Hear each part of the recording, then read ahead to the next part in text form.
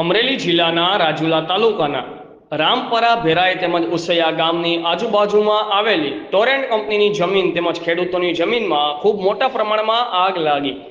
રાજુલા જાફરાબાદ તાલુકાના આ આગની એક મહિનામાં બે મોટી ઘટના થોડાક દિવસો પહેલા પણ મિત્યાળા ગામના ગોડાઉનમાં પણ ખૂબ મોટા પાયે આગ લાગવાના કારણે કરોડો રૂપિયાનું નુકસાન થવા પામ્યું હતું।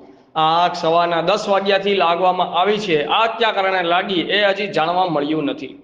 આગની જાણ આજુબાજુની સ્થાનિક કંપનીઓ તેમજ જાફરાબાદ અને રાજુલા નગરપાલિકાના ફાયર ફાઇટરને કરતા આગ ઓલાવવા માટેના પ્રયાસો હાથ ધરવામાં આવ્યા હતા। આગ એટલી વિકરાળ હોય અને જંગલ વિસ્તારમાં હોય જેથી કરીને ફાયર બ્રિગેડ બધી જગ્યાએ ના જઈ શકવાને લીધે આગને કાબૂમાં લેવી મુશ્કેલ પડી રહી હતી।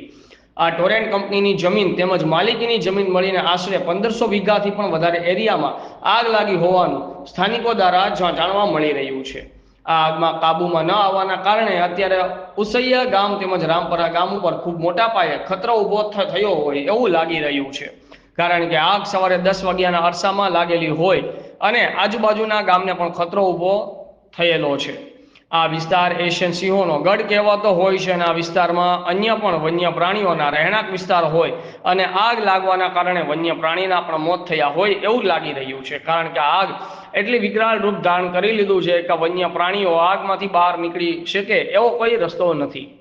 આજુબાજુ આવેલી સ્થાનિક કંપની તેમજ જાફરાબાદ નગરપાલિકાના ફાયર બ્રિગેડ દ્વારા આ કાબૂમાં નહીં આવે તો આગળ જિલ્લામાંથી પણ ફાયર બ્રિગેડની ટીમો બોલાવવાની ફરજ પડશે એવું જાણવા મળી રહ્યું છે। બ્યુરો ચીફ ભગવાનભાઈ ભરવાડ, આઝાદ મીડિયા લાઈવ, અમરેલી।